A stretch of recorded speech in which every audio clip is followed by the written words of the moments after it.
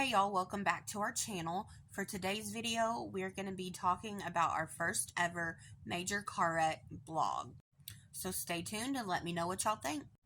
So first of all, let me take you back to 2019. The day is April 27th and it's about noonish, mid-morning. My baby daddy Brian was a plumber in the Memphis area at the time, and I was in between moving from Arkansas to Memphis. He had a couple jobs to do that day, so I just tagged along because afterwards we were going to go to his friend's house. After he finished his jobs, we were actually on our way to his friend's house when he's like, "Hey babe, have you ever had Memphis barbecue before called Tops Barbecue?" I said no, and I was excited because I've never had Tops Barbecue and I was wanting to try it, so we decided to go a different route than we normally drive. We finally get there and we get out and go in, and we both ordered the large jumbo barbecue sandwiches, and we got a double french fry and a drink for around $10. They were super hot and we were just ready to get to our friend's house at this point, so we decided to let it cool off as we drove to his house. I ate a couple french fries, but they were too hot, and I tried to take a bite of the sandwich, and I look over, not even 5 minutes into driving, after I just took one large bite of the barbecue sandwich, and as soon as I looked over at Brian, I felt like we hit a concrete wall. The first thing I remember when I woke up, because apparently it had knocked me out, is the glass completely broken on his windshield. And I look over to my left, and he's just like laying across the steering wheel, and his face is all bloody. His glasses are like half off of him at this point. I remember him trying to get out the door. I was still kind of in and out of consciousness at this point, and he couldn't open his door, so he had to crawl through his window. And when he got out of his car, I vaguely remember him going around it, trying to see what happened to the car. I remember my right arm, I could not feel it, and my neck felt like such bad whiplash that if I didn't hold it up, it was just going to fall off my neck. I didn't realize it at the time, but my head right here had hit the dashboard, and I ended up having bruising right here. He came over to my side of the door, and he opened the door, and I told him I could not move, like I literally couldn't get up. Keep in mind, I was 16 weeks pregnant with Everly, our first daughter together, and my oldest daughter, Sky, she was supposed to be with us that week, but because we were moving and stuff was going on with COVID, that she ended up staying with my mom and dad that weekend and wasn't with us during the wreck. I remember some lady was trying to give me a drink of water or something, but I just could not keep my eyes open because I had to hit so hard, and my stomach hurt on the left side and my chest, but I didn't realize that the seatbelt had gashed my entire chest right here. You can vaguely see it, but I have a Honda Civic seatbelt scar indented into my skin for the rest of my life.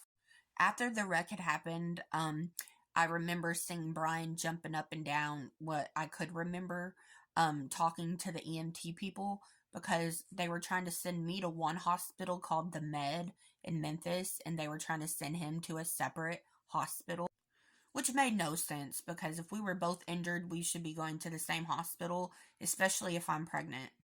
So he was really irritated about that, but he finally talked him into going to the same hospital as me, and so that's what we did. But we went in separate ambulances because he was also injured. His teeth had bit through the bottom of his lip right here to where he had to have serious stitches. I'm pretty sure it went all the way through, like right here on his mouth. And when I woke up in the car originally, there was blood everywhere. So I thought it was me or that I was having a miscarriage. But in reality, it was Brian and his mouth right here. And when I say it was pouring out, it was literally pouring out. It was everywhere in the car. It was all over my pants. So we didn't really know whose blood it was at that time. Fast forward after the wreck, we maybe was in there like 5 hours probably before they told us anything was wrong or would even check us on like for what's it called, an x-ray or CAT scans to see what was going on, especially with the baby. It just so happened that that hospital was so packed that night that they literally didn't get to us for like 5 or 6 hours after the wreck. I remember they put my neck in a cast and I had to lay there just wondering if the baby's okay. Like, I'm not even caring about me at this point. I didn't feel like I broke anything. Besides, my arm was numb and I couldn't feel it at that time. And as they put my neck in a cast, I look over and they're stitching Brian's mouth up. And so I couldn't really look away, so all I could really do was watch them stitch him up in front of me. And they were mostly students that were stitching him up. Like, then actual doctor came and showed the student what to do, so that was kind of crazy to see. But everybody's got to learn somehow. We finally get checked out, and then it was around 12 o'clock, maybe 1 in the morning, and they were gonna dispatch us from the hospital, get rid of us, get us out of there, because we didn't break anything major, but we had like severe bruises, and like I said, it cut me like 2 or 3 inches deep from the seatbelt, and I had to go home barely moving. But luckily, our friend Dwayne, who passed away frequently not too long ago, he was there, and he actually got to pick us up from the hospital because we lived 2 hours from my parents, and there was nobody else to pick us up from the hospital. And Brian had the only vehicle at the time because I did not have one at the time, given my ex-husband had destroyed mine. Anyways, Dwayne picked us up from the hospital. We went home. We were bruised for like 2 or 3 weeks. After we got home and we were bruised for 2 or 3 weeks, Brian was off work. He couldn't go back in like that because obviously we just been through something traumatic and neither one of us could move. And I just finally worked up the courage to go with our friend Tabitha, who was Dwayne's wife, and have her take me to the grocery store. As sore as I was, I had to get groceries because we didn't have anything in the house to eat, given the fact that we couldn't cook or move to do anything. When I went to Kroger, I had to wear like a tube top because I couldn't wear a shirt over my trauma right here. And it looked like someone took a katana and just like cut me with the sword across my chest. And every time it tried to heal, it would just re-crack and re-break. And it was just one of the worst experiences I've ever had. We ended up getting an attorney to sue for the car wreck because damages that happened due to no fault of our own. I learned later on that as we were going straight, a lady had failed to yield and pulled out of a liquor store on her cell phone. She was also not speaking English, and she also did not have driver's license. I learned this from the police report that I ended up getting from the Memphis police, and we did end up suing, and we did get our settlement.